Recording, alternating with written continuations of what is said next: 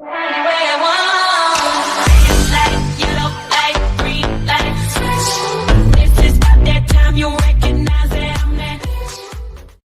Weiner gets 21 months in prison for sexting with teenager. He lost his seat in Congress, his audacious bid to resurrect his career as mayor of New York City, and his high-profile marriage.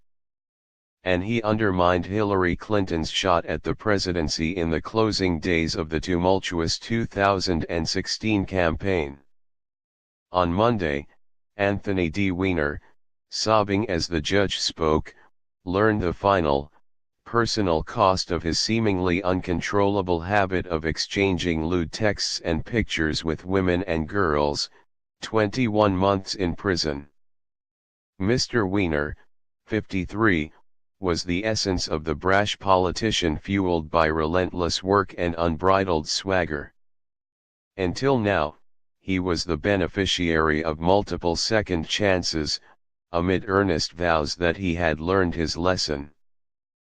But this time, there would be no second chance for Mr. Weiner, who pleaded guilty in May to one count of transferring obscene material to a minor, and had faced up to 10 years in prison.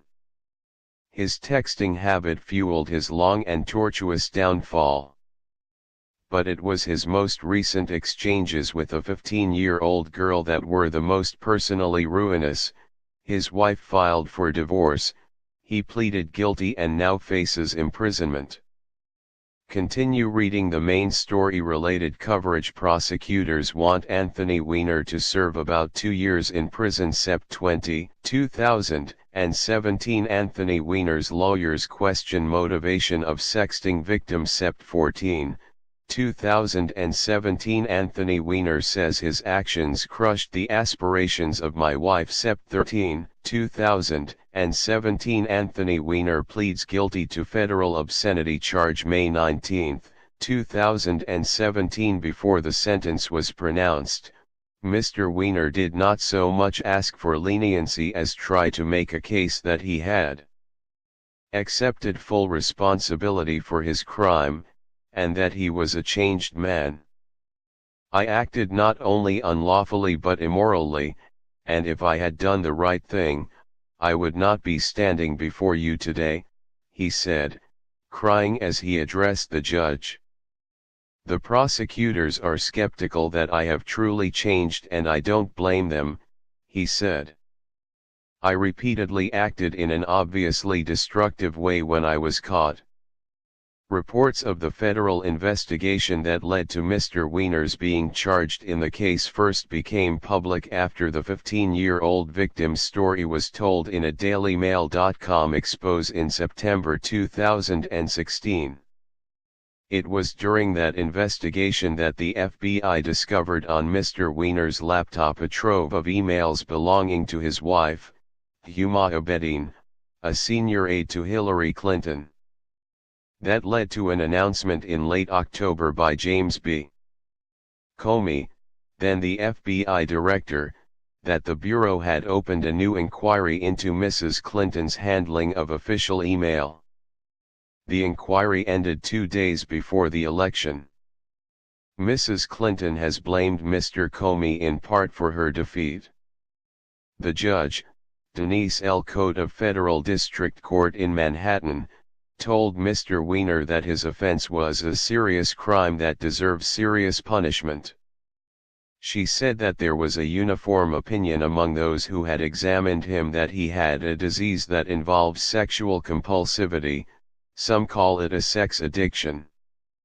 The judge said Mr. Weiner was finally receiving effective treatment for this disease, including attending group therapy and Sex Addicts Anonymous.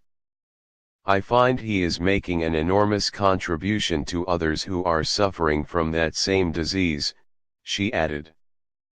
But the difficulty here, the judge said, is that this is a very strong compulsion, so strong, she continued, that despite 2 very public disclosures and the destruction of his career on 2 occasions, he continued with the activity.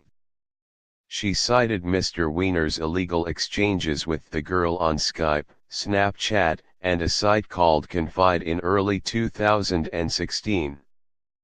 Prosecutors had said in their sentencing memo that during some of these communications, Mr. Weiner used graphic and obscene language to ask the minor victim to display her naked body and touch herself, which she did. The defendant knew this young woman was in high school and getting her learner's permit, Judge Coate said. After the judge left the bench, Mr. Weiner remained seated at the defense table between his lawyers, Arlo Devlin Brown and Aaron Monju. He was bent deeply forward in his chair, sobbing, his face in his hands. The judge also fined Mr. Weiner, who must surrender by November 6, $10,000.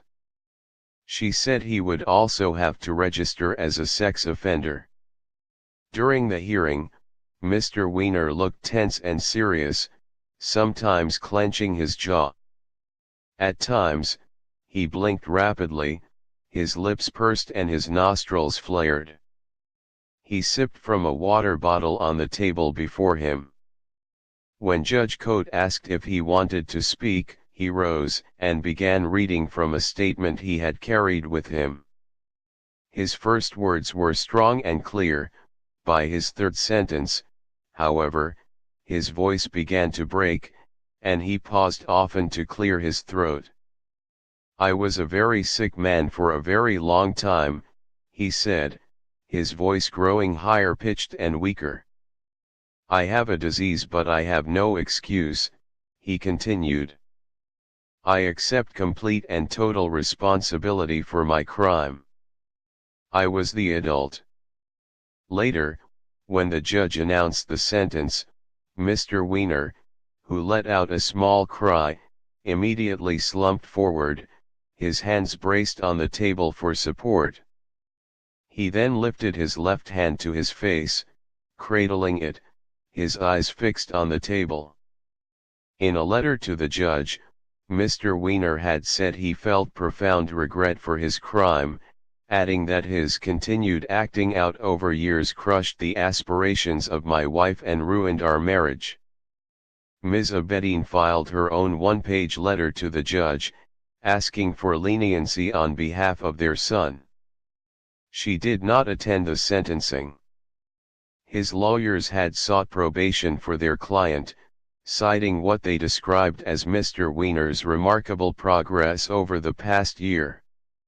In court, Mr. Devlin Brown asked the judge to hold out prison as a possibility if necessary, but not apply it now, and give an opportunity for something positive to emerge from the wreckage of all of this.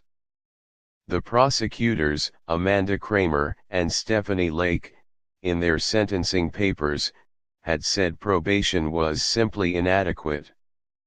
The government had recommended a sentence within the range of 21 to 27 months.